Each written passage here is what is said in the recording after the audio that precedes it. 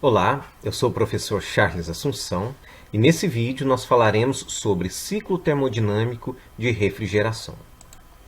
Inicialmente eu gostaria de relembrar o conceito de ciclo termodinâmico.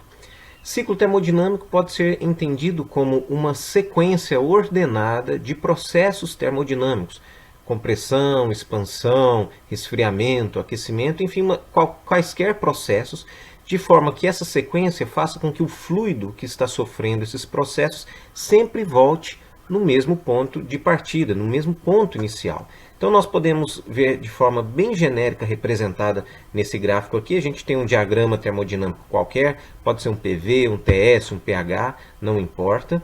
E a gente tem o ponto 1, que vamos admitir que seja o ponto de partida. Então o ciclo ele sai do ponto 1 e lembrando que o ponto 1 representa o estado termodinâmico do fluido, ou seja, esse ponto aqui caracteriza o fluido, quais são as propriedades daquela substância naquele ponto.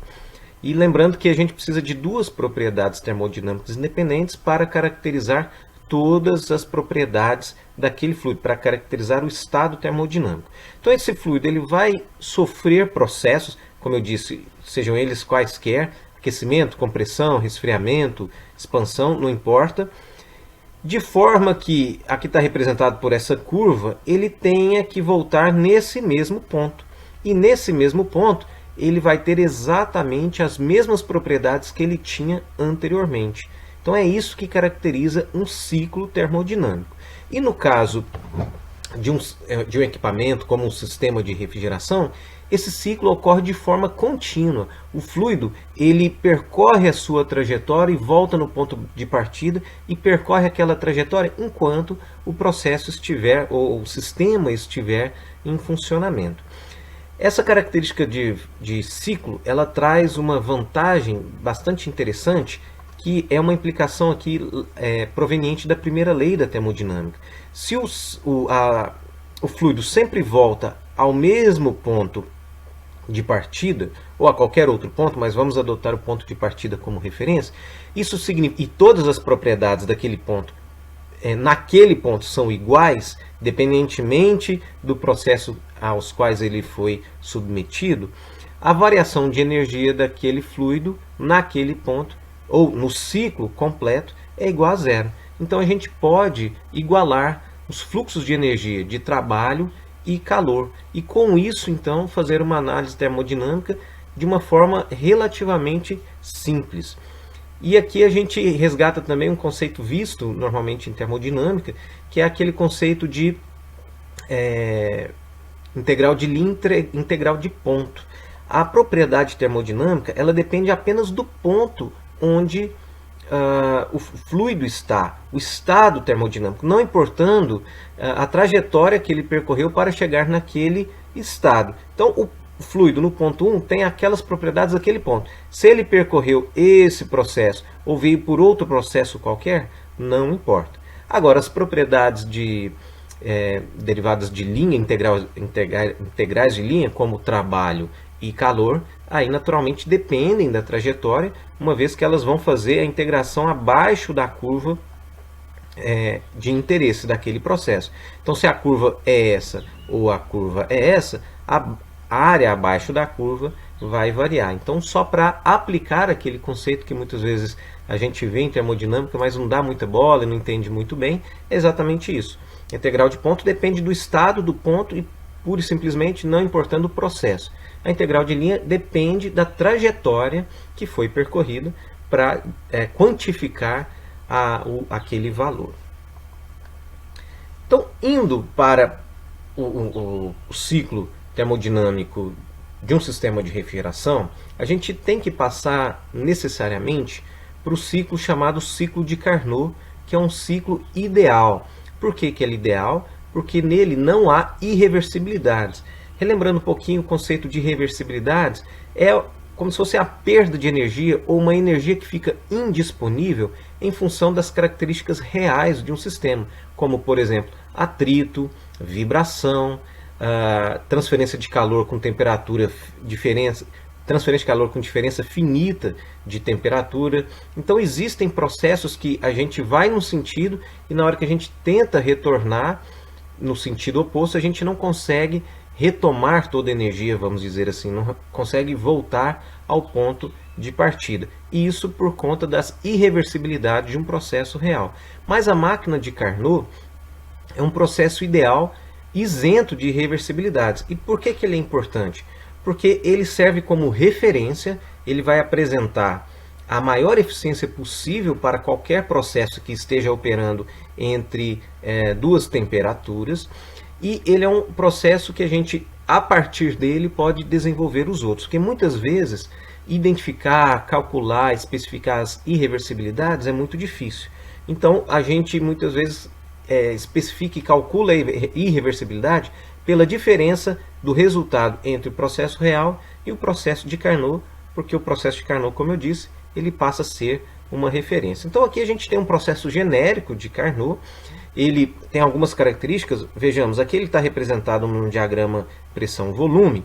A gente vê aqui um ciclo composto pelos processos 1,2, processos 2,3, processo 3,4 e processo 4,1. Então vejam, como dito anteriormente, o ciclo ele percorre o fluido percorre vários processos, mas sempre quando ele passar no ponto 1, ele vai ter as mesmas propriedades, sempre do ponto 1, do ponto 2 e assim sucessivamente. Mas aqui a gente vê um processo, vejam, a temperatura constante. Aqui está ocorrendo uma expansão, automaticamente uma transferência de calor, ele está aumentando o seu volume, reduzindo a sua pressão, mas uma temperatura constante. Essa é uma característica do ciclo de Carnot. Ele opera a uma temperatura TH, que o H de high, tá?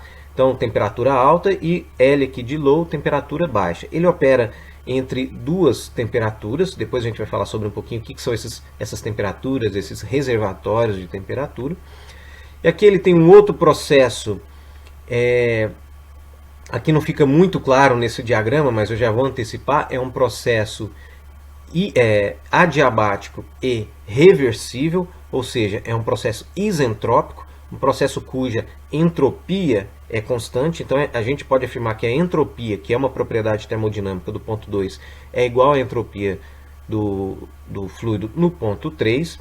Isso num diagrama TS vai ficar bem claro, daqui a pouco eu vou trazer um exemplo com o diagrama TS, aí fica fácil de identificar. Depois a gente tem um outro processo aqui, a temperatura constante também, mas uma temperatura mais baixa.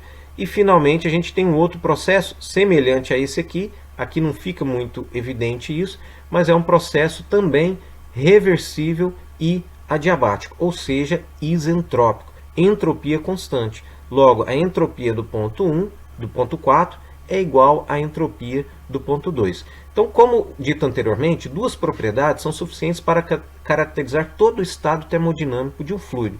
Então vejam, se nós conhecemos as temperaturas alta e baixa e a entropia do ponto 1, ora, a gente já tem caracterizado tanto o ponto 1 quanto o ponto 4, porque as entropias são iguais, mesmo que eu não tivesse nenhuma informação a priori a respeito do ponto 4, exceto a sua temperatura. Mas como no ciclo de Carnot esse processo é isentrópico, pelo fato de ser adiabático, ou seja, não troca calor, nem recebe, nem cede calor, irreversível, ou seja, não tem aquelas perdas de energia, aquela indisponibilidade de energia, a gente já pode chegar à conclusão que a entropia aqui é igual à entropia do ponto 1 e, portanto, nós conhecemos o estado termodinâmico do ponto 4.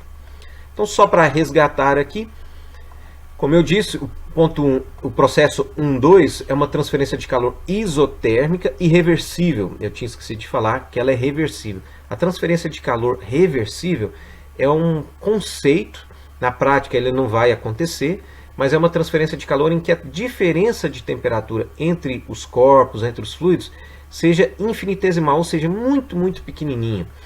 E é claro que isso não vai acontecer, porque para ocorrer transferência de calor, é necessário que haja diferença de temperatura, porque senão a energia não vai sair do corpo de mais alta temperatura para o corpo de mais baixa temperatura.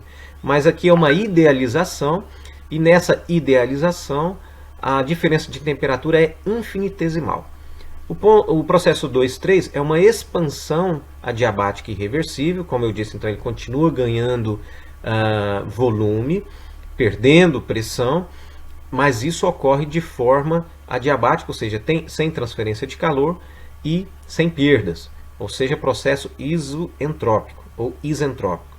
Processo 3.4 é uma transferência de calor isotérmica e reversível, a semelhança do processo 1.2, mas no sentido contrário. E, finalmente, o processo 4.1 é uma compressão adiabática reversível. Esse ciclo girando nesse sentido, e se ele estivesse dentro, ali, próximo à região do domo, que é aquela região em que a gente tem à esquerda líquido, dentro da curva líquido mais vapor e depois vapor superaquecido, ele se caracterizaria como um ciclo de geração de potência a vapor, por exemplo, onde aqui a gente teria a transferência de calor numa caldeira, a expansão numa turbina, a rejeição de calor no condensador e a compressão numa bomba, por exemplo.